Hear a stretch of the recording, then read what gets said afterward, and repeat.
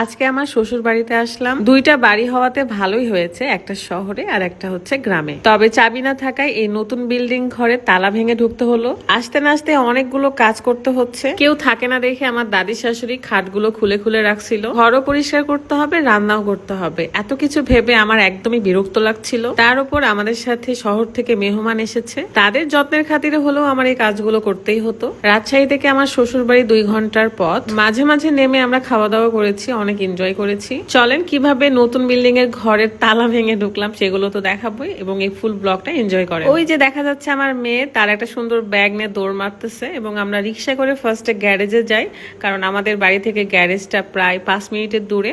So সেই garage থেকে গাড়ি বের করে মালপত্র উঠাচ্ছিলাম। এখান থেকে প্রয়োজনীয় জিনিস নিয়ে যাচ্ছি যেন গ্রামে গিয়ে আমাদের বেশি অসুবিধা না হয়। আর আজকে আমি এত সুন্দর একটা 2 পিস পরেছি, কামিজ এবং সালোয়ারটা কিন্তু এমব্রয়ডারির কাজ করা। ম্যাচিং করে আমি একটা লাল ওড়না পরেছি, লাল তো না খয়েরি কালার। এই সুন্দর 2 পিসটা আপনারা পেয়ে যাচ্ছেন কমফোর্ট জোন ফেসবুক পেজ থেকে। পেজটা আমার ভিডিও ডিসক্রিপশনে দেওয়া আছে, অবশ্যই চেক করে নেবেন।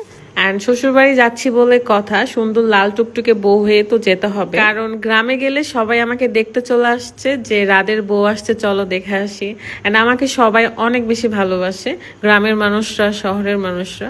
আমি অনেক বেশি কৃতজ্ঞ। এক টানে নাটোরে এসে পৌঁছাইছি, এবং নাটোরে এসে আমরা একটু খাওয়া দাওয়া করব। প্রথমে আমরা ডাব নিয়েছি।